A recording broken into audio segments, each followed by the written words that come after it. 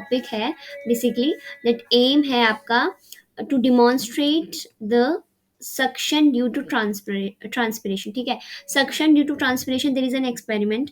तो उससे related viva questions आते हैं एंड ये बहुत इंपॉर्टेंट, तुम बोल सकते हो कि सेटअप होता है जो कि प्रैक्टिकल एग्जाम में आता ही आता है।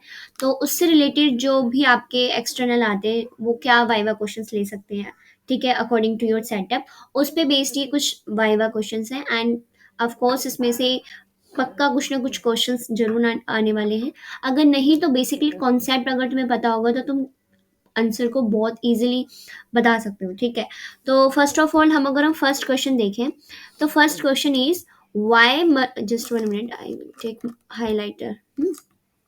तो फर्स्ट क्वेश्चन है why mercury is used in this experiment. तो अगर तुमने देखा होगा जो आपका जो सेटअप होता है, ठीक है, तो उसमें यहाँ पे ना मर्करी होती है बेस में। तो उन्होंने बोला है कि why mercury is used in this experiment. तो बेसिकली मर्करी हम क्यों यूज करते हैं, because we all know mercury indicate the suction.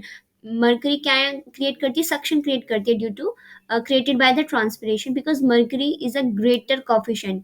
Mercury एक सक्शन क्रिएट करती है और उसका जो कोफिशिएंट है, ग्रेटर कोफिशिएंट होता है, थर्मल कोफिशिएंट जिसे हम बोलते हैं, thermal expansion use by measuring of temperature, ठीक है। तो बेसिकली अगर क्वेश्चन आए कि मर्करी ही हम क्यों यूज कर रहे हैं इस एक्सपेरिमेंट में, तो हम आंसर कर सकते हैं कि mercury basically create the suction by transpiration because mercury has a greater coefficient of thermal expansion. ये इंपॉर्टेंट है कि greater coefficient of thermal expansion, therefore we have basically use the mercury in this experiment to measuring the temperature, ठीक है। Second question is can oil is replaced in place of mercury. क्या oil replace कर सकते हैं, मतलब mercury की जगह क्या हम ऑयल को यूज कर सकते हैं। तो आंसर इज नो, बिकॉज हमारा मेन एम है, मर्करी क्या है, mercury is the highest value of density, ठीक है। एंड मर्करी की डेंसिटी हाई होती है इसलिए तो वो बॉटम में होता है। बट जैसे जैसे थर्मल टेम्परेचर इंक्रीज होता है, एक्सपेंशन होता है, तो उसके बेस पे मान लो कि ये है आपका, यहाँ पे बॉटम में आपकी मर्करी है, बट जैसे जैसे टेम्परेचर इंक्रीज होता है, थर्मल एक्सपेंशन उसका होता है, ग्रेटर कॉफिशेंट है, तो मर्करी राइज करना स्टार्ट कर देती है, ठीक है। बट इसमें पूछा है कि क्या हम इस मर्करी की जगह ऑयल यूज कर सकते हैं। मर्करी की जगह क्या हम ऑयल यूज कर सकते हैं, तो नहीं कर सकते हैं, बिकॉज ऑयल जो होता है वो थोड़ा लाइटर होता है एज कम्पेयर टू मर्करी। तो वो क्या करेगा, फ्लोट करना स्टार्ट कर देगा वाटर में। अगर वाटर में वो फ्लोट करने लग जाएगा तो इट डिक्रीज द ट्रांसपिरेशन, ठीक है। तो अगर क्वेश्चन आए कि क्या हम मर्करी की जगह कोई और केमिकल यूज कर सकते हैं, सो नो, ठीक है। Now the third question is what are the factors that are affecting the your setup, like जो आपका सक्शन ड्यू टू ट्रांसपिरेशन वाला सेटअप है उसमें कौन कौन से फैक्टर अफेक्ट करते हैं। तो ये क्वेश्चन इंपॉर्टेंट है, ठीक है। ये वाला क्वेश्चन भी इंपॉर्टेंट था और ये दो ऊपर वाले थे वो भी थे, ठीक है। तो what are the factors that affecting the setup. तो देखो, अगर लाइट ज़्यादा होगी तो क्या होगा, ट्रांसपिरेशन इंक्रीज हो जाएगा। लाइट ज़्यादा तो ट्रांसपिरेशन रेट भी ज़्यादा। अगर टेम्परेचर ज़्यादा तो ट्रांसपिरेशन रेट भी ज़्यादा, ठीक। अगर विंड ज़्यादा होगी तो क्या होगा, स्टोमेटा ओपन हो जाएंगे और ट्रांसपिरेशन रेट तब भी ज़्यादा हो जाएगा। अगर ह्यूमिडिटी होगी तो मॉइस्चर अगर होगा तो आपका ट्रांसपिरेशन घट जाता है। तो ये जो कुछ चार फैक्टर्स हैं दैट अफेक्टिंग योर सेटअप। तो अगर क्वेश्चन आए कि what are the factors that affecting your setup, that it can be your light, temperature, wind and your humidity, right. फिर fourth question is if we used nerium leaf in this setup what is the difference. मतलब अगर वैसे हमने इस experiment में पॉलीसाइथीरिया वाली जो leaf थी वो हमने यूज की थी, लॉन्गिफोलिया, ठीक है। बट अगर हम नीरियम लीफ यूज करते तो क्या कोई फर्क आएगा, मतलब जो भी तुम नॉर्मल प्लांट ले रहे हो अगर उसकी जगह दूसरा कोई प्लांट ले लेते हैं तो क्या कोई फर्क आएगा।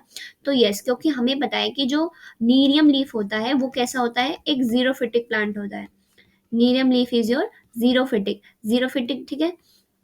जीरोफिटिक होता है, ये देखो जीरोफिटिक प्लांट। तो जीरोफिटिक प्लांट में क्या डिफरेंस होता है, जैसे कि हमने देखा होगा जो भी जीरोफिटिक वाला कैरेक्टर शो करते हैं उन प्लांट्स की जो लीव्स होती है उन पर बहुत थिक क्यूटिकल होता है, ठीक है। रेगिस्तान में जो मिलते हैं ना वो जीरोफिटिक होते हैं, जहाँ वाटर की एब्सेंस होती है, बहुत कम वाटर होता है, तो उस जगह जो प्लांट्स आपको मिलते हैं वो बहुत थिक, ठीक है। कैक्टस वाले जो प्लांट्स होते हैं वो थिक मिलते हैं, है ना। तो उस टाइम पे क्या होता है, इसमें पूछा है कि क्या होगा अगर हम यूज करेंगे। तो अगर हम ऐसे प्लांट्स को ले लेंगे तो उसका जो ऑफकोर्स ट्रांसपिरेशन जो है वो क्या होगा, अफेक्ट होगा ना। Nerium is a xerophytic plant leaf, and xerophytic plant को हमें पता है उसका बहुत ज्यादा थिक क्यूटिकल होता है, एंड संकन स्टोमेटा होते हैं। ठीक है, क्यूटिकल बहुत मतलब कोटिंग बहुत थिक होती है, और स्टोमेटा भी उनके इस तरह से संकन होते हैं अंदर की तरफ, इस तरह से संकन। तो जिससे क्या होगा, उनका ट्रांसपिरेशन घट जाएगा।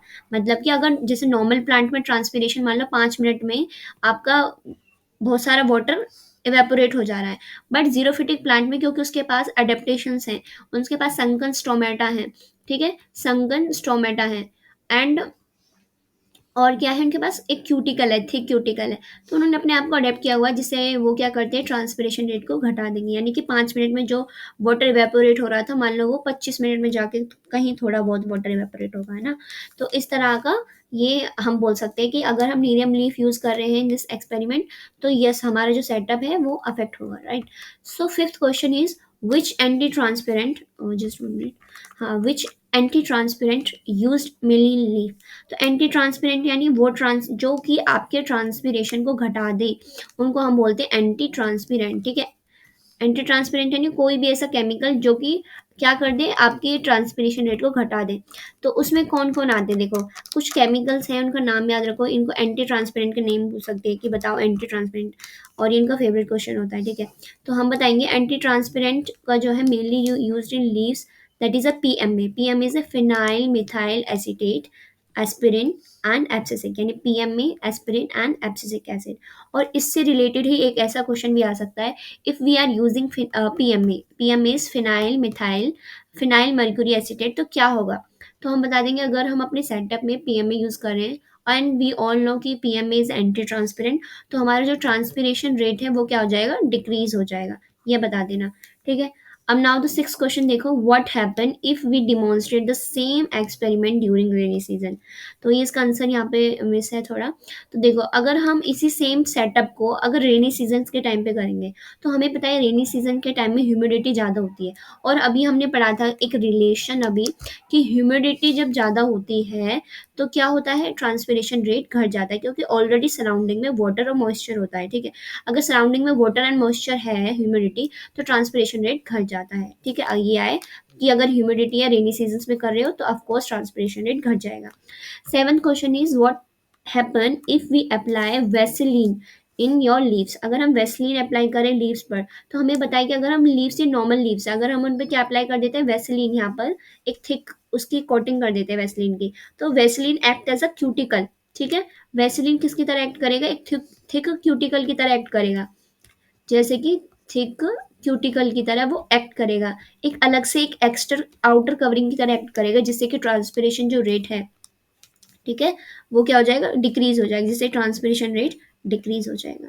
ठीक है, तो ये आप बता देना कि अब यहाँ से पढ़ते हैं कि वेस्लिन जो होता है, कोट वेस्लिन जो है act as a coating on leaf and it act as a cuticle and it prevent the loss of water through the stomatal pore, उनको ब्लॉक कर देता है स्टोमेटल पोर को। ठीक है, and transpiration rate is reduced.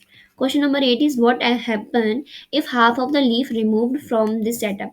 मतलब पूरे leaves का जो भी तुमने लगाया था बंच, उनमें से अगर आधी लीव्स को हम हटा देंगे तो क्या होगा। अगर हमने आधी लीव्स को हटा दिया तो ऑफकोर्स ट्रांसपिरेशन रेट घट जाएगा, क्योंकि जब लीव्स ही नहीं होंगी, है ना, पहले मान लो 100 लीव्स थी तो उनमें से अच्छा खासा ट्रांसपिरेशन हो रहा था। अब क्योंकि 100 लीव्स थी तो उनमें कम से कम 1000 स्टोमेटा होंगे, ये जस्ट रैंडम आपको डाटा है।